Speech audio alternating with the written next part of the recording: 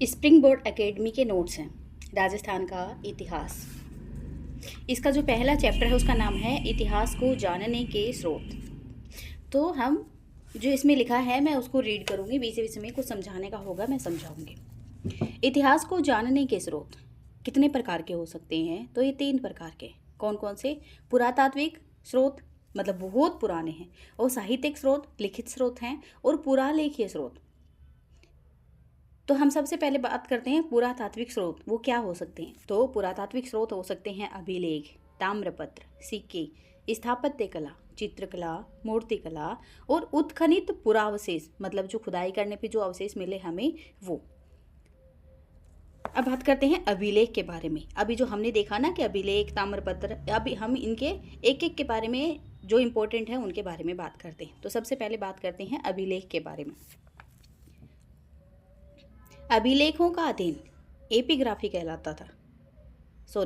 अभिलेखों का अध्ययन एपिग्राफी कहलाता है। ऐसे अभिलेख जिनमें राजाओं की प्रशंसा की जाती है प्रशस्ति कहलाती है। जैसे समुद्रगुप्त की प्रशस्ति काफ़ी महत्वपूर्ण है इतिहास को जानने में। तो वैसे ही जो प्रशस्ति होती है वो राजा की प्रशंसा में लिखी जाती है। ठीक है, उसको क्या कहते हैं? प्रशस्ति। अभिलेख समसामयिक होते हैं, मतलब उस समय के बारे में हमें बताते हैं जिस समय में वो लिखे गए, उस समय की सामाजिक, आर्थिक, राजनीतिक स्थिति कैसी थी उसके बारे में बताते हैं। अभिलेखों से तिथि क्रम निर्धारण में मदद मिलती है। अभिलेखों से हमें पता चलता है कि उस राजा का शासनकाल किस समय रहा होगा, किस समय नहीं रहा होगा, तो समय के बारे में भी जानकारी मिलती है। अभिलेखों से वंशावली, विजय तथा स्थापत्य कला की जानकारी मिलती है। अगर अभिलेख लिखे गए हैं तो हमें पता चलेगा कौन से वंश का है, इस वंश में कौन सा राजा रहा था, ये कितने राजा पहले आए, कितने बाद में आए, वगैरह वगैरह। विजय मतलब उन्होंने कहाँ कहाँ विजय की, उसका पता चलता है। और स्थापत्य कला का भी, कौन से महल बनवाए, कौन से, मतलब जो भी स्टेचू वगैरह, महल वगैरह, दुर्ग, किले जो बनवाए उनके बारे में भी पता चलता है। मंदिरों के बारे में भी पता चलता है। जैसे बड़ली अभिलेख जो कि अजमेर में मिला है हमें। एग्जाम्पल के लिए कौन सा? बड़ली अभिलेख अजमेर में मिला है, और ये 443 ईसा पूर्व का अभिलेख बताया जाता है। यह राजस्थान का प्राचीनतम अभिलेख है। यह अभिलेख वीर निर्वाण संवत 84 में लिखा गया था। इस अभिलेख के अनुसार मध्यमिका, मतलब चित्तौड़ का पुराना नाम है मध्यमिका, तो इस अभिलेख के अनुसार मध्यमिका चित्तौड़ में है। वह क्या था? एक जैन केंद्र था। 1912 ईस्वी में गौरी शंकर हीराचंद ओझा को यह अभिलेख भिलोट माता मंदिर से प्राप्त हुआ था। कौन सा अभिलेख? बड़ली अभिलेख। और यह है राजस्थान का सबसे पुराना अभिलेख है, बड़ली अभिलेख। अगली बात करते हैं जैसे घोसुंडी अभिलेख। यह भी चित्तौड़ में मिला है हमें, और ये 2री शताब्दी ईसा पूर्व का है। बड़ली अभिलेख कब का है? 443 ईसा पूर्व का। और जो घोसुंडी अभिलेख है ये है चित्तौड़ में मिला, और कब का है? 2री शताब्दी ईसा पूर्व का है। इस अभिलेख के अनुसार गजवंश के राजा सर्वतात ने अश्वमेघ यज्ञ का आयोजन करवाया था। यह अभिलेख वासुदेव व संकर्षण, जिसे बलराम भी कहा जाता है, यह अभिलेख वासुदेव व संकर्षण के पूजा की जानकारी देता है। इस प्रकार यह अभिलेख भागवत या वैष्णव संप्रदाय की जानकारी देने वाला राजस्थान का प्राचीनतम अभिलेख है। क्वेश्चन नंबर 1, राजस्थान का प्राचीनतम अभिलेख कौन सा है? तो बड़ली अभिलेख। और राजस्थान में भागवत या वैष्णव संप्रदाय की जानकारी देने वाला प्राचीनतम अभिलेख कौन सा है? तो कौन सा हो गया? घोसुंडी अभिलेख। अब बात करते हैं रणकपुर प्रशस्ति। हमने थोड़ी देर पहले देखा कि प्रशस्ति क्या होती है? जो राजा की प्रशंसा में लिखी गई हो। तो जो रणकपुर प्रशस्ति है वो 1439 ईस्वी की है। यह प्रशस्ति चौमुखा मंदिर, आदिनाथ या ऋषभदेव, जो जैन धर्म है उनके जो तीर्थंकर थे, है ना, जो पहले तीर्थंकर हैं, उनका नाम है आदिनाथ ऋषभदेव, मंदिर में लगी हुई है। यह प्रशस्ति बप्पा रावल तथा काल भोज को अलग अलग बताती। इस प्रशस्ति से हमें पता चलता है कि बप्पा रावल एक अलग इंसान था और काल भोज एक अलग इंसान था। यह प्रशस्ति कुंभा की विजय तथा उपलब्धियों की जानकारी देती है। इस प्रशस्ति में मुद्रा के लिए नाणक शब्द का प्रयोग किया गया। किसके लिए? मुद्रा, मतलब पैसों के लिए क्या किसका यूज किया गया है? नाणक शब्द का यूज किया गया। इस प्रशस्ति में मंदिर के वास्तुकार देपाक का नाम मिलता है। जो मंदिर है उसका वास्तुकार कौन था, तो उसका नाम मिलता है। क्या नाम था उसका? देपाक नाम था। अब आगे बात करते हैं आमेर अभिलेख कब का है? 1612 ईस्वी का है। आप पढ़ते समय नोट्स जो हैं वो सामने रख सकते हो। आमेर अभिलेख जो 1612 ईस्वी का, संस्कृत भाषा व नागरी लिपि में लिखा गया है। ये इसमें कछवाहू मतलब कुशवाहा को रघुवंश तिलक कहा गया है। आमेर के जो राजा थे वो अपने आप को किसके वंशज मानते थे? रघुवंश के वंशज मानते थे। जो मतलब कुश थे ना, लव और कुश, उस कुश के वंशज मानते थे, जो राम के पुत्र थे। इस अभिलेख के अनुसार मान सिंह भगवनदास का पुत्र था तथा उसने जमुआ रामगढ़ मतलब जयपुर में किले का निर्माण करवाया था। कहाँ पे? जमुआ रामगढ़ में किले का निर्माण करवाया था।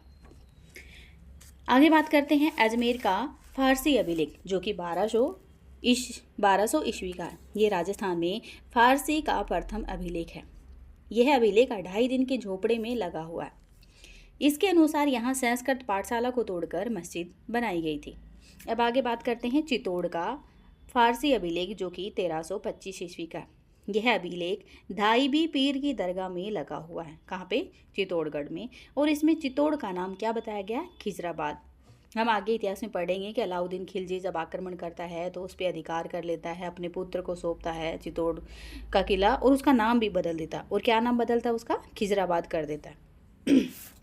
अब आगे हम बात करेंगे ताम्रपत्रों के बारे में कि ताम्रपत्र हैं वो कहाँ कहाँ मिले और किस किस प्रकार की हमें उनसे जानकारी मिलती है। ताम्रपत्र भूमि अनुदान के लिए जारी किए जाते थे। आहड़ ताम्रपत्र की बात करते हैं जो 1206 ईस्वी का है। कौन सा? आहड़, जो कि उदयपुर में पड़ता है। यह ताम्रपत्र गुजरात के चालुक्य राजा भीम द्वितीय की जानकारी देता है। बी पे आता है खेदोरा ताम्रपत्र या खेदोड़ा या खेदोरा, खेरोदा भी बोला गया है। खेरोदा ताम्रपत्र जो 1437 ईस्वी का है। राणा कुंभा ने एकलिंग जी के पास भूमि अनुदान किया था। यह ताम्रपत्र धार्मिक स्थिति, मार्ग व मुद्रा की जानकारी देता है।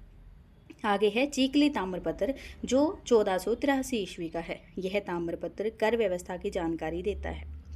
पूर्व ताम्रपत्र की बात करते हैं। पूर्व ताम्रपत्र जो है वो 1535 ईस्वी का है और यह ताम्रपत्र जो है वो रानी कर्मावती के जौहर की जानकारी देता है। किसकी? रानी कर्मावती के जौहर की जानकारी देता है। अब बात करते हैं सिक्कों के बारे में कि कहाँ कहाँ सिक्के मिले और हमें क्या क्या वो जानकारियाँ देते हैं। सबसे पहले हम देखते हैं कि सिक्कों के अधीन को क्या कहा जाता है। तो सिक्कों के अधीन को न्यूमिस्मेटिक्स कहा जाता है। न्यूमिस्मेटिक्स कहा जाता है। राजस्थान के कई स्थानों से अलग अलग प्रकार के सिक्के प्राप्त होते हैं। जैसे नगर, टोंक का पुराना नाम नगर है, वहाँ से हमें क्या मिलता है? यहाँ से कार्लाइल को 1871 ईस्वी में मालव जनपद के 6000 सिक्के प्राप्त हुए थे। किसको मिले थे? कार्लाइल को। ये काफ़ी इंपॉर्टेंट नाम है, आगे भी आएगा। तो कार्लाइल को मालव जनपद के 6000 सिक्के प्राप्त हुए हैं। कार्लाइल को राजस्थान का पुरातत्व का जनक कहा जाता है।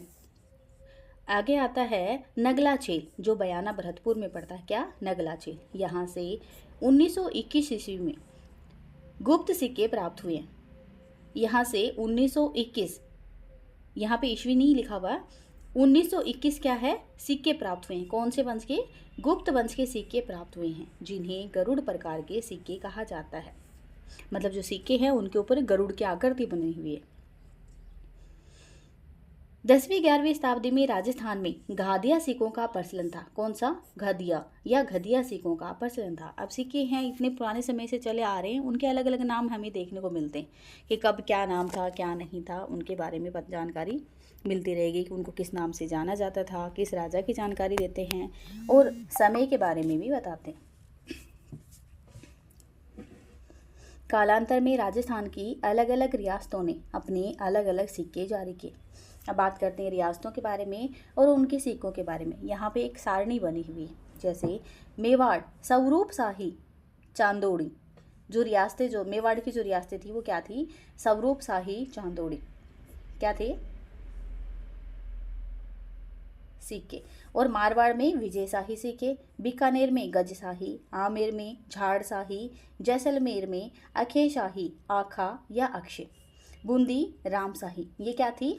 रियासतें और सिक्के। कोटा में गुमनाम शाही, अलवर में रावशाही, धौलपुर तवंचा शाही, डूंगरपुर में उदय शाही, बांसवाड़ा में सालिम शाही, प्रतापगढ़ सालिम शाही। बांसवाड़ा और प्रतापगढ़ पास पास है ना, तो दोनों में एक जैसे ही। अब बात करते हैं स्थापत्य कला की। स्थापत्य कला में पहले नंबर पे लिखा हुआ है शीतलेश्वर मंदिर, जो कि झालरा पाटन में पड़ता है। यह एक गुप्तकालीन शिव मंदिर है। जो शीतलेश्वर मंदिर है यह गुप्तकालीन शिव मंदिर है। यह राजस्थान का प्राचीनतम तिथि युक्त मंदिर है। मतलब ये एक ऐसा मंदिर है जहाँ पे हमें तिथि देखने को मिलती है। और कब का है ये? 689 ईस्वी का है। आगे बात करते हैं जगत शिरोमणि मंदिर, जो कि आमेर में है। कहाँ पे है ये? जयपुर के आमेर में। यह मंदिर मुगल राजपूत स्थापत्य कला का उदाहरण है। क्यों है ये मुगल राजपूत स्थापत्य कला का? क्योंकि इनके संबंध थे, अच्छे थे मुगलों के साथ। मुगलों और राजपूतों के संबंध, मतलब जो आमेर के जो राजपूत थे उनके मुगलों के साथ अच्छे संबंध थे। तो इन दोनों की मिलीजुली कला का यहाँ पे उदाहरण देखने को मिलता है। कि यह मंदिर मानसिंह की रानी कनकावती ने अपने बेटे जगत सिंह की याद में बनवाया था। मानसिंह जो राजा था जिसने हल्दी घाटी के युद्ध में भाग लिया था, उसकी रानी थी जिनका नाम था कनकावती, और उन्होंने अपने बेटे जगत सिंह की याद में बनवाया था। इसीलिए इसका नाम ही रख दिया था जगत शिरोमणि मंदिर। इस मंदिर में भगवान श्री कृष्ण की वही मूर्ति है जिसकी पूजा मीराबाई चित्तौड़ में करती थी। जगत सिंह बंगाल आक्रमण में लड़ता हुआ मारा गया था। जो जगत सिंह जो है वो बंगाल आक्रमण में क्या लड़ता हुआ मारा गया था। अब बात करते हैं चित्रकला की। हमें राजस्थान के अलग अलग स्थानों से शैल चित्र प्राप्त हुए हैं। इन चित्रों में शिकार के दृश्य अधिक हैं। उसमें शिकार ही चलता था ज़्यादातर, तो दृश्य भी हमें किसके ज़्यादा मिलेंगे? शिकार के ही मिलेंगे। हमें चंबल व छाजा, जो कि बूंदी के लिए जाना जाता है, चंबल व छाजा नदी के क्षेत्रों में अधिक शैल चित्र प्राप्त हुए। आलनिया, जो कि कोटा में पड़ता है, कन्यादह, जो बारा में पड़ता है, गरदड़ा, जो कि बूंदी में पड़ता है, बेराट जयपुर में पड़ता है, सोहनपुरा सीकर में पड़ता है, डडीकर व हरसोरा, जो कि अलवर में पड़ता है। यहाँ से हमें शैल चित्र मिले, मतलब चट्टानों पे चित्र उकेरे गए हैं, वो मिलते। राजस्थान के प्राचीन चित्रित ग्रंथ जैसलमेर के जीन बत्तर सूरी भंडार में रखे गए। जो राजस्थान के प्राचीनतम चित्रित ग्रंथ जो हैं वो जैसलमेर में जीन बत्तर सूरी भंडार में रखे गए हैं। जैसे ओग नियुक्ति वृद्धि, 10 वेकालिका सूत्र जोड़ने। कालांतर में राजस्थान की अलग अलग रियासतों में अपनी अलग अलग चित्र शैलियों का विकास हुआ। जैसे बूंदी की चित्रशैली जो थी वो प्रकृति चित्रण थी। मतलब वहाँ पे हमें बूंदी की चित्रकला को देखें तो हमें प्राकृतिक दृश्य ज़्यादा देखने को मिलते हैं। किशनगढ़ चित्रशैली की बात की जाए तो वहाँ पे नारी सौंदर्य देखने को मिलता है। जैसे बनी ठनी की आपने पेंटिंग देखी ही होगी। नाथ द्वारा चित्रशैली की बात करें तो उसका नाम था पिछवाई, जिसको जीआई टैग भी दिया गया। अब बात करते हैं मूर्तिकला के बारे में। मूर्तिकला से हमें धार्मिक स्थिति, नृत्य, वाद्य यंत्रों की जानकारी मिलता है। अभी हमारे सामने एक मूर्ति है तो उससे हमें क्या पता चलता है? एक तो धार्मिक स्थिति का पता चलता है, एक नृत्य का पता चलता है। नृत्य की भी मूर्ति मतलब मूर्ति है जो नृत्य करती हुई को बनाया गया है, तो उससे नृत्य का पता चलता है। उसके पास में जो वाद्य यंत्र बजाते हुए लोग दिखाए गए हैं तो उस वाद्य यंत्रों का भी पता चलता है। अब बात करते हैं विजय स्तंभ या कीर्ति स्तंभ के बारे में। चित्तौड़ किले में बनी 9 मंजिला इमारत, इसे मूर्तियों का अजायब घर कहा जाता है। इसे भारतीय मूर्तिकला का विश्वकोश भी कहा जाता है। मूर्तिकला का विश्वकोश कहा जाता है किसको? विजय स्तंभ को। उत्खनित पुरावशेष। अब उत्खनित पुरावशेष की बात करते हैं। उत्खननकर्ता ने राजस्थान के अलग अलग स्थानों का उत्खनन किया तथा उन्हें वहां से अलग अलग सामग्री प्राप्त हुई। उत्खननकर्ता की बात करें तो वीरेंद्र नाथ मिश्र हैं, रतन चंद्र अग्रवाल, बीबी लाल, DR भंडारकर, ललित पांडे और जीवन सिंह खरकवाल, ये क्या थे? उत्खननकर्ता थे जिन्होंने उत्खनन किया और करवाया। कौन सी जगह करवाया और वहाँ से हमें क्या मिला वो भी देखते हैं। जैसे आहड़ में करवाया, वहाँ से हमें मृत भांड मिले। कालीबंगा में हमें आभूषण मिले, बेराठ में सिक्के मिले और मध्यमिका नगरी में हमें मूर्तियाँ मिले। साहित्यिक स्रोत की बात करते हैं। साहित्यिक स्रोत मतलब जो लिखा गया, राजस्थानी साहित्य की बात करते हैं तो सबसे पहले बात करते हैं मुहणोत नैणसी के बारे में। मुहणोत नैणसी यह जोधपुर महाराजा जसवंत सिंह के दीवान थे। दीवान मतलब वित्त मंत्री थे। इनकी पुस्तकों की बात करते हैं। इनकी पहली पुस्तक है मारवाड़ रा परगनारी विगत। मारवाड़ रा परगनारी विगत यह पुस्तक जनगणना की जानकारी देती है। इसे मारवाड़ का गजट भी कहा जाता है। इससे प्रशासनिक, सामाजिक, आर्थिक स्थिति की जानकारी मिलती। सेकंड नंबर पे आती है इनकी जो पुस्तक है वो है नैणसी रिख्यात। इस पुस्तक में मारवाड़ के राजनीतिक इतिहास की जानकारी मिलती है। यह ख्यात 14वीं शताब्दी के बाद के राजपूत इतिहास की जानकारी देती है। गबन के आरोप में नैणसी तथा उसके भाई सुंदरदास को गिरफ्तार कर लिया गया था तथा उन्होंने जेल में आत्महत्या कर ली थी। गबन के आरोप में नैणसी तथा उसके भाई सुंदरदास को क्या किया गया था, गिरफ्तार कर लिया गया था तथा उन्होंने जेल में क्या कर ली थी, आत्महत्या कर ली थी। मुंशी देवी प्रसाद के अनुसार नैणसी राजपूतों का अबुल फजल था। कमेंट में बताना अबुल फजल कौन था और उन्होंने क्या लिखा था। कालिका रंजन कानूनगो ने नैणसी को अबुल फजल से श्रेष्ठ बताया। पृथ्वीराज राठौड़ की बात करेंगे कि भाई पृथ्वीराज राठौड़ कौन थे। यह बीकानेर महाराजा राय सिंह का छोटा भाई था। कौन? पृथ्वीराज राठौड़। यह अकबर का दरबारी विद्वान था। अकबर ने इसे गागरोन का किला दिया था, जो कि झालावाड़ के पास पड़ता है ना, गागरोन का किला, वो गागरोन का किला दिया था। इसकी पुस्तक है वेली कृष्ण रुक्मणीरी। यह काव्य शैली में लिखी गई है, डिंगल, और भाषा जो है वो उत्तरी मारवाड़ी। दुर्सा आडा ने उस पुस्तक को 5वां वेद कहा। जैसे हमारे भारत में जो वैदिक साहित्य है वहाँ पे पता चलता है कि 4 वेद हैं, ऋग्वेद, यजुर्वेद, सामवेद, अथर्ववेद। लेकिन जो दुर्सा आडा है उन्होंने वेली कृष्ण रुक्मणी जो पुस्तक है उसको क्या कहा है कि इसे 5वां वेद कहा है तथा 19वां पुराण का। हमारे भारतीय इतिहास में 18 पुराणों की बात की गई है तो इसे 19वें पुराण की संज्ञा दी गई है और 5वें वेद की।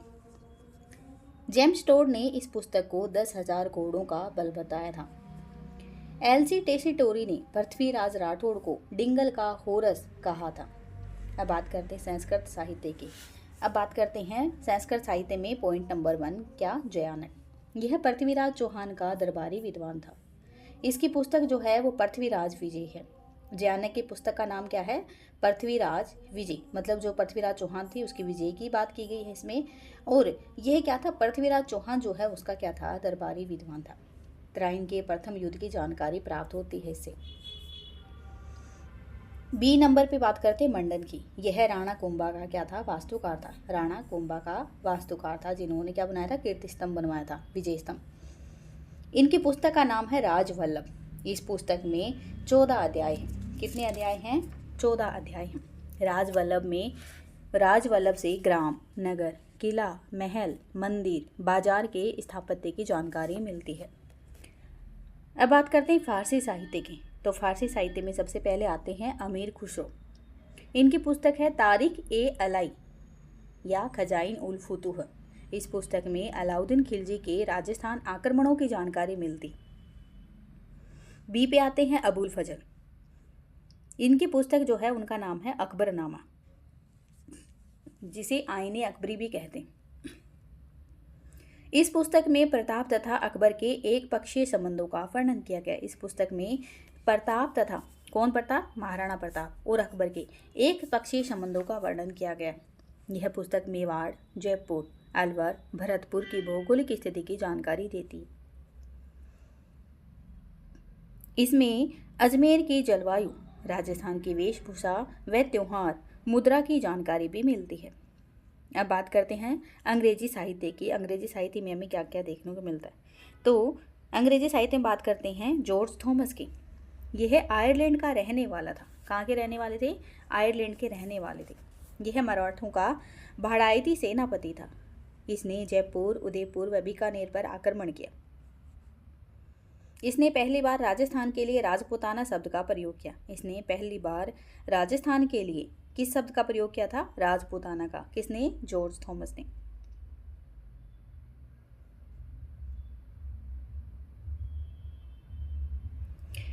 विलियम फ्रैंकलिन की पुस्तक है जिसका नाम है military memories of George Thomas. Military memories of George Thomas. आगे बात करेंगे जेम्स टोड के बारे में। यह स्कॉटलैंड का रहने वाला था। यह राजस्थान में अंग्रेजों का पॉलिटिकल एजेंट था। इनके गुरु जो थे, गुरु का नाम था येती ज्ञानचंद्र। क्या नाम था? येती ज्ञानचंद्र। पुस्तकों की बात करते हैं तो इनकी पुस्तक जो थी वो बहुत प्रसिद्ध है, वो है annals and antiquities of Rajasthan. और क्या है? Central and western Rajput state of India. दूसरी बुक है ट्रेवल्स इन वेस्टर्न इंडिया। इसे राजस्थान का इतिहास का जनक कहा जाता है। किसे? कर्नल जेम्स टोड को। इसने पहली बार राजस्थान शब्द का प्रयोग किया था। ये क्वेश्चन काफ़ी बार एग्जाम में आता है, तो कि भी राजस्थान शब्द का यूज किसने किया था और राजपूताना शब्द का यूज किसने किया था। आगे बात करते हैं एल.पी. टेसीटोरी की। ये कौन थी? ये है उदीने, मतलब इटली के रहने वाले थे। यह भाषाविद तथा पुरातत्वविद थे। इनके गुरु जो थे वो धर्म विजय सूर्य इनके गुरु थे।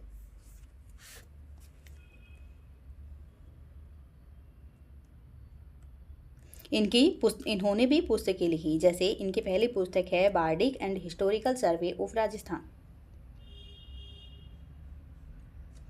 दूसरी पुस्तक है notes on grammar of old western Rajasthani. पुरालेखी स्रोतों की बात करेंगे हम आगे। पुरालेखी स्रोतों को भी हम आगे अलग अलग भागों में बांटेंगे और मतलब कहाँ पे रखे गए हैं उसके आधार पे देखते हैं। तो जो राष्ट्रीय अभिलेखागार है हमारा वो है दिल्ली में, और जो राज्य अभिलेखागार है वो कहाँ पे है? वो बीकानेर में। खरीता बनाया गया। खरीता जो है वो राजा द्वारा राजा को पत्र लिखा जाता था, उसको क्या कहा जाता था? खरीता कहा जाता था। उस समय की शब्दावली है। जैसे परवाना क्या था? राजा द्वारा अधीनस्थों को पत्र लिखा जाता था, उसे क्या कहा जाता था? परवाना। अर्पदास्त क्या था?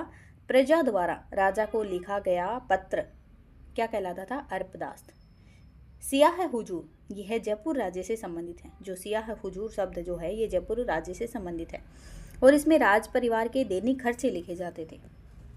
दस्तूर कोमवार, यह भी जयपुर राज्य से संबंधित है और इसमें कर्मचारियों के नाम व उनकी जाति लिखी जाती थी। हकीकत बही, इसमें राजा की दैनिक दिनचर्या लिखी जाती थी। हुकूमत बही, इसमें शासकीय आदेश लिखे जाते थे। कमठाना बही, इसमें निर्माण कार्यों की जानकारी मिलती। राणा राज सिंह की बही, राजस्थान की प्राचीनतम बही मानी जाती है राणा राज सिंह की बही, और इसमें मेवाड़ राज्य की जानकारी मिलती। जोधपुर हुकूमत री बही, यह राजस्थान की दूसरी प्राचीनतम बही है। यह जोधपुर महाराजा जसवंत सिंह के शासनकाल की जानकारी देती है। कौन से? जोधपुर के महाराजा जसवंत सिंह के शासनकाल की जानकारी मिलती। किसमें? जोधपुर हुकूमत रही बही।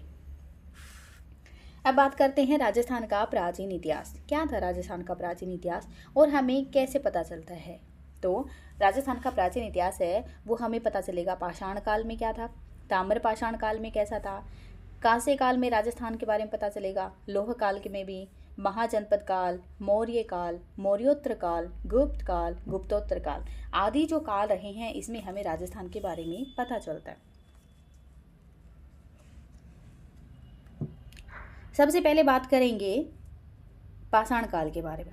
1870 ईस्वी में C.A. हैकेट को जयपुर तथा इंद्रगढ़ कौन सी जगह थी? बूंदी। इंद्रगढ़ से हस्तकुठार मतलब हाथ से चलाने वाली कुल्हाड़ी प्राप्त हुई थी। कब? 1870 ईस्वी में। किसको प्राप्त हुई थी? C.A. हैकेट को प्राप्त हुई थी। सैटन कार को ऐसे उपकरण झालावाड़ से प्राप्त हुए तथा B. आलचीन को जालोर से प्राप्त हुई। सैटन कार को ऐसे उपकरण कहाँ से प्राप्त हुए? झालावाड़ से। और B. आलचीन को ऐसे हथियार जो हैं ऐसे उस पुराने समय के वो कहाँ से मिले? जालोर से प्राप्त हुए। पाषाण काल के प्रमुख केंद्र। अब राजस्थान है तो राजस्थान में ऐसा तो है नहीं, पूरे राजस्थान में हमें पाषाण काल के केंद्र देखने को मिलते। कुछ स्पेसिफिक जगह है तो वो देखते हैं, जैसे बागोर भीलवाड़ा में कोठारी नदी के किनारे स्थित है। क्या? बागोर में इसे राजस्थान की प्राचीन सभ्यताओं का पालना कहा जाता है। इसके उत्खनन करता है वो है वीरेंद्र नाथ मिश्र, मतलब V.N. मिश्र।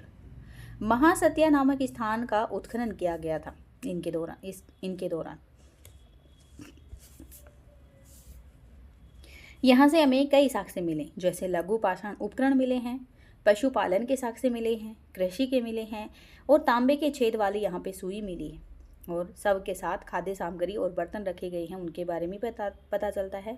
और हाँ, यहाँ से हमें लोहे के उपकरण भी मिलते हैं। वैसा ही एक दूसरा स्थल है जिसका नाम है तिलवाड़ा। यह है बालोतरा जिले में लूनी नदी के किनारे स्थित है। बालोतरा मतलब बाड़मेर का ही हिस्सा था पहले बालोतरा। तो यह बालोतरा जिले में लूनी नदी के किनारे स्थित है। इसके उत्खननकर्ता भी वही हैं, कौन? वीरेंद्र नाथ मिश्र। यहाँ से हमें क्या साक्ष्य मिले हैं? लघु पाषाण उपकरण, जो कि पहले में भी मिले हैं, और पशुपालन के साक्ष्य मिले हैं, और यहाँ पे अग्निकुंड के साक्ष्य देखने को मिले। जैसे और भी स्थल हैं, जैसे पंचपदरा, जो कि पंचपदरा बालोतरा बूढ़ा पुष्कर अजमेर में पड़ता है, जायल डिंडवाना जो कि नागौर में पड़ते हैं, सोजत जो कि पाली में पड़ता है, और धनेरी ये भी पाली में पड़ता है। और यहाँ से भी हमें पाषाण काल के क्या मिले? साक्ष्य मिले। वीरेंद्र नाथ मिश्र जो है, इनकी एक पुस्तक है जिसका नाम है Bagor Tilwara late Mesolithic cultural of north west India. अब बात करते हैं ताम्र पाषाण काल के बारे में। हमने देखा कि पाषाण काल का जो समय था उसमें राजस्थान के कौन कौन से हिस्से में उस समय के उपकरण मिले। अब बात करेंगे ताम्र पाषाण काल के बारे में। इस काल के अधिकतर केंद्र बनास नदी के किनारे स्थित हैं, अतः इसे बनास सभ्यता कहा जाता है। आहड़ इस सभ्यता का प्रमुख केंद्र था, अतः इसे आहड़ सभ्यता भी कहा जाता है। रतन चंद्र अग्रवाल ने इस सभ्यता की खोज की थी। किसने? रतन चंद्र अग्रवाल ने, जिसे हम शॉर्ट में आर सी अग्रवाल कहते हैं। तो ताम्र पाषाण काल के प्रमुख केंद्र कौन से हैं जो कि राजस्थान में मिले? तो पहला केंद्र है आहड़। कहाँ पड़ता है? उदयपुर में। उदयपुर जिले में आहड़ जो कि बेडस नदी के किनारे में स्थित है। इसका प्राचीन नाम आघाटपुर या आठपुर था। स्थानीय नाम इसका धूलकोट है। और उत्खननकर्ता की बात की जाए तो इसके उत्खननकर्ता हैं अक्षय कीर्ति व्यास, आर.सी. अग्रवाल मतलब रतन चंद्र अग्रवाल, हसमुख धीरज सांकलिया और वीरेंद्र नाथ मिश्र।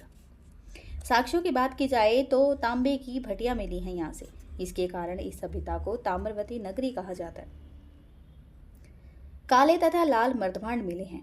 6 चूल्हे मिले हैं। इससे पता चलता है कि यहाँ पे संयुक्त परिवार था। 2 मुंह वाला यहाँ पे चूल्हा मिला है कि भी ठीक है, बड़ी फैमिली होती थी और सबका एक साथ खाना बनता था। सिलबट्टा मिला है और बिना हत्थे का जल पात्र मिला है, जिससे हमें पता चलता है कि इनके ईरान के साथ संबंध थे, मतलब लेन देन होता था। तो ईरानी सभ्यता की भी जानकारी मिलती। अपोलो के चित्र वाला सिक्का मिला है जो यूनानी सभ्यता की जानकारी देता है। रंगाई छपाई के उद्योग मिले हैं। यहाँ से बाट मिला है। इससे पता चलता है कि आहड़ एक व्यापारिक केंद्र था। गेहूं, चावल, ज्वार आदि के अवशेष मिले। बैल की मरण मूर्ति मिली है। इसे बनास का बैल भी कहा जाता है। पत्थर की नींव मिली है और छत जो है वो बांस और केलू की है। कच्ची ईंटों का प्रयोग किया गया। ईंटों की मजबूती के लिए क्वार्ट्ज का प्रयोग किया गया। सबके साथ आभूषण मिले हैं, जिससे पता चलता है कि ये लोग पुनर्जन्म में विश्वास रखते थे। अगला ताम्रपाषाण कालीन स्थल है गिलोंड, जो कि कहाँ पड़ता है? राजसमंद में पड़ता है। इसके उत्खननकर्ता कौन थे? बीबी लाल, B.R. शिंदे और ग्रेगरी पेराल। ये क्या थे? उत्खननकर्ता थे। यहाँ से हमें क्या क्या साक्ष्य मिले हैं? तो पकी हुई ईंटें मिली, पत्थर की गोलियां मिली हैं, मिट्टी के खिलौने मिले हैं, हाथी दांत की चूड़ियां मिली हैं और 5 प्रकार के यहाँ से हमें मृदभांड मिले हैं। मोडिया मगरी का उत्खनन किया गया, जिसे मगरी पहाड़ कहा जाता है। अगला स्थान है बालाथल, जो कि उदयपुर में पड़ता है। इसके उत्खननकर्ता कौन है? वीरेंद्र नाथ मिश्र। साक्ष्यों की बात की जाए तो यहाँ से लोहा गलाने की भट्टियां मिली हैं। 11 कमरों का मकान मिला है। नलकूप मिले हैं, बुने हुए वस्त्र मिले, हाथों से बना कपड़ा मिला। इस केंद्र का संबंध सिंधु घाटी सभ्यता से भी था। अगला स्थान है ओजियाना, जो कि भीलवाड़ा में पड़ता है और कोठारी नदी के किनारे पड़ता है। इसके उत्खननकर्ता हैं B.R. मीणा और आलोक त्रिपाठी। यहाँ से साक्ष्यों की बात की जाए तो गाय व बैल की यहाँ पे मण मूर्तियाँ मिली। भगवानपुरा, जो कि उदयपुर में पड़ता है, यहाँ पे भी हमें ताम्रपाषाण काल के स्थल मिले, कुछ साक्ष्य मिले हैं, और रोजदी जो कि गुजरात में पड़ता है वहाँ से भी मिले। अब बात करते हैं कांस्य युग की। कांस्य युग की बात करते हैं। प्रारंभ में इस काल के अधिकतर केंद्र सिंधु नदी के किनारे बसे हुए, अतः इसे सिंधु घाटी सभ्यता कहा जाता है। इस सभ्यता के कई केंद्र विलुप्त सरस्वती नदी के किनारे भी स्थित हैं, अतः इसे सिंधु सरस्वती सभ्यता भी कहते हैं। क्या कहते हैं? सिंधु सरस्वती सभ्यता भी कहते हैं। इस सभ्यता का प्रथम केंद्र हड़प्पा था, अतः इसे हड़प्पा सभ्यता भी कहते हैं। प्रमुख केंद्रों की बात करते हैं। सबसे प्रमुख केंद्र आता है कालीबंगा, जिसे दीनहीन बस्ती के नाम से भी जाना जाता। यह हनुमानगढ़ जिले में घग्गर नदी के किनारे स्थित है और कालीबंगा का शाब्दिक अर्थ होता है काली चूड़ियां। ओरेल स्टाइन ने घग्गर नदी का सर्वेक्षण किया था। किसने? ओरेल स्टाइन ने। सर्वप्रथम एलपी टेशीटोरी मदीने इटली ने कालीबंगा की जानकारी दी थी। 1953 ईस्वी में अमलानंद घोष ने कालीबंगा की खोज की। किसने? 1953 ईस्वी में। और किसने की? अमलानंद घोष ने किसकी खोज की थी? कालीबंगा की। और इसके उत्खननकर्ता कौन थे? बीबी लाल, बी के थापर और एमडी खरे क्या थे? इसके उत्खननकर्ता थे। दशरथ शर्मा के अनुसार कालीबंगा हड़प्पा सभ्यता की तीसरी राजधानी थी। दशरथ शर्मा के अनुसार जो कालीबंगा जो है वो हड़प्पा सभ्यता की तीसरी राजधानी मानी गई। भाई जैसे मान लो पहली राजधानी होगी मोहनजोदड़ो, दूसरी हड़प्पा माना जाता, और तीसरी किसे माना गया? कालीबंगा को। किसके अकॉर्डिंग? दशरथ शर्मा के अकॉर्डिंग। पाकिस्तान का कोटदीजी कालीबंगा के समान है। जो पाकिस्तान का कोटदीजी जो है वो कालीबंगा के समान है। यहाँ पर 5 स्तरों का उत्खनन किया गया। प्राक हड़प्पा जो पहला और दूसरा चरण है वो प्राक हड़प्पा का आते हैं, और तीसरा, चौथा, 5वां चरण जो आता है वो किसका आता है? वो विकसित हड़प्पा का आता है। कालीबंगा नगर 2 भागों में विभाजित था। दुर्ग जैसे प्रशासनिक भवन, और निचला नगर मतलब जन सामान्य के घर। साक्ष्यों की बात करते हैं कि यहाँ से क्या क्या साक्ष्य मिले।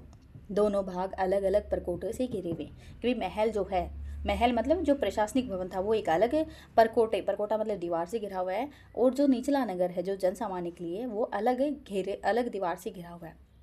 द्वारपाल कक्ष, जुता हुआ खेत, एक साथ 2 फसलें उगाते थे ये लोग।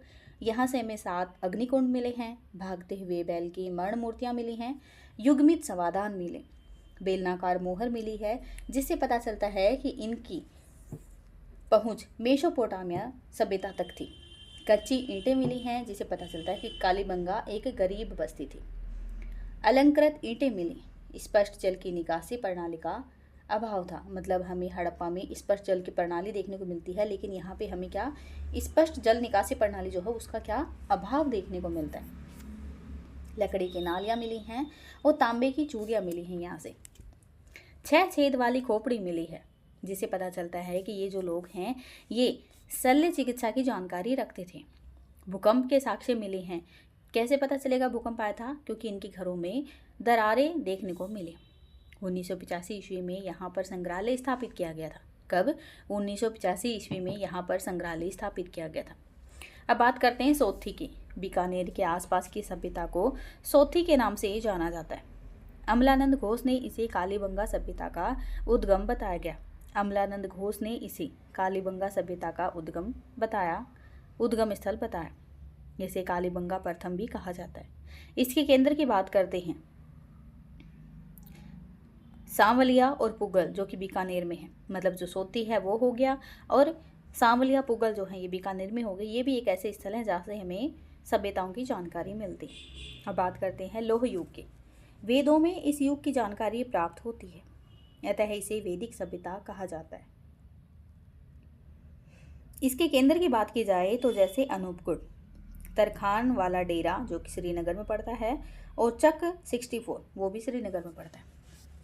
अब बात करते हैं महाजनपद काल की। मत्स्य महाजनपद। तो मत्स्य महाजनपद जो है उसका क्षेत्र क्या था? जयपुर, अलवर, भरतपुर वाला क्षेत्र था। ऋग्वेद से इस जनपद की जानकारी मिलती है, और इसकी राजधानी जो थी वो विराटनगर थी, जो कि अभी जयपुर में पड़ती। महाभारत से विराटनगर की जानकारी मिलती। जो महाभारत है वहाँ से भी हमें विराटनगर की जानकारी मिलती। गोपीनाथ शर्मा के अनुसार महाभारत युद्ध के बाद मत्स्य जनपद शक्तिशाली हो गया था। गोपीनाथ शर्मा बताते हैं कि जब महाभारत का युद्ध हुआ था उसके बाद में क्या हुआ था, जो मत्स्य जनपद है वो काफ़ी शक्तिशाली हो गया था। अब बात करते हैं चेदी महाजनपद की। सबसे पहले किसकी बात की थी हमने, मत्स्य महाजन की। अब बात करते हैं चेदी महाजन की, जो कि मध्य प्रदेश में पड़ता है। चेदी महाजनपद ने मत्स्य महाजनपद को हराया था। कालांतर में मत्स्य महाजनपद का मगध महाजनपद में विलय हो गया था। जो चेदी महाजनपद है इसने क्या किया था, चेदी महाजनपद जो कि मध्य प्रदेश में पड़ता है, और उस महाजनपद ने क्या किया था, मत्स्य महाजनपद को हराया था। कालांतर में मत्स्य महाजनपद का मगध, जो कि बिहार वाला एरिया है, मगध काफ़ी शक्तिशाली हो गया था बाद में, और मगध महाजनपद में क्या हो गया था, विलय हो गया था। अब बात करते हैं राजस्थान में सूरसेन महाजन। पहला महाजनपद कौन सा था, मत्स्य महाजनपद। और मत्स्य महाजनपद से कौन सा महाजनपद जुड़ा हुआ है, चेदी महाजनपद, क्योंकि इनमें क्या बताया जाता है कि इनमें आक्रमण हुआ था वो बताया जाता है। दूसरा आता है सूरसेन महाजनपद। कौन सा क्षेत्र था इसका, भरतपुर तथा अलवर वाला क्षेत्र था। इसकी राजधानी मथुरा थी। तीसरा आता है कुरु महाजनपद। यह क्षेत्र जो था यह है अलवर का उत्तरी भाग था। कौन सा, कुरु महाजनपद। इसकी राजधानी क्या थी, इंद्रप्रस्थ थी। महाभारत में है ना इंद्रप्रस्थ। चौथा जनपद आता है इसमें सीवी जनपद, जो कि मेवाड़ वाला हिस्सा आता है। यह क्षेत्र उदयपुर तथा चित्तौड़गढ़ वाला था। इसकी राजधानी मध्यमिका थी, जिसका पुराना नाम क्या था, नगरी था या मध्यमिका, दोनों ही नाम देखने को मिलते हैं। तो जानकारी की क्या स्रोत मिलते हैं जिससे पता चलता है कि यहाँ पे इसके राजधानी मध्यमिका थी, सीवी जनपद था। तो अष्टाध्यायी, पाणिनि द्वारा लिखित अष्टाध्यायी, महाभाष्य, पतंजलि द्वारा लिखित महाभाष्य, वेद व्यास द्वारा लिखित महाभारत और बड़ली अभिलेख, हमें इनसे जानकारी मिलती है कि इस क्षेत्र को पहले सीवी जनपद के नाम से जाना जाता था और इसकी राजधानी मध्यमिका या नगरी थी, जो कि चित्तौड़ में पड़ती। मध्यमिका एक बौद्ध, जैन तथा वैष्णव धर्मों का केंद्र था। यह राजस्थान का प्रथम उत्खनित स्थल था। उत्खननकर्ता DR Bhandarkar, KB Soundararajan, Carlyle ने मध्यमिका की खोज की। साक्ष्यों की बात की जाए तो वैष्णव मंदिर, गुप्तकालीन शिव मंदिर, चक्रधार कुएं, आहड़ सिक्के तथा सीवी जनपद के सिक्के यहाँ पे हमें देखने को मिले।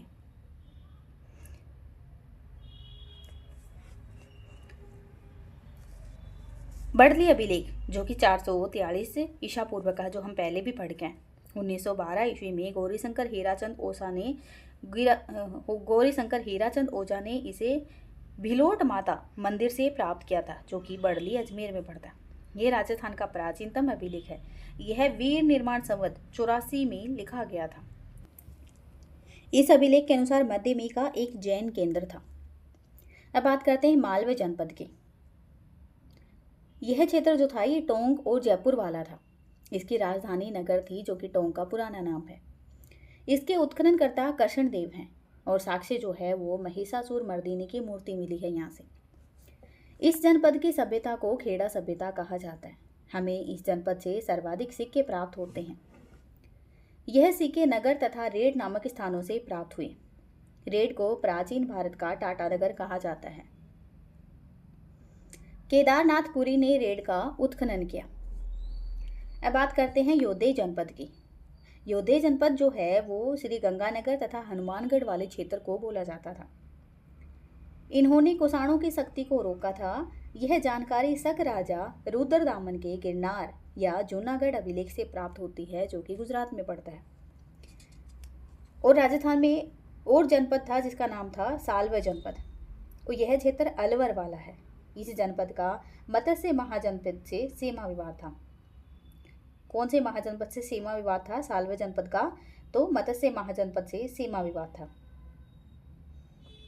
अर्जुनायन जनपद, यह सीकर, अलवर, भरतपुर, नीम का थाना ये वाला क्षेत्र था। और राजन्य जनपद जो था ये क्षेत्र कौन सा था, भरतपुर वाला क्षेत्र था। Thank you so much.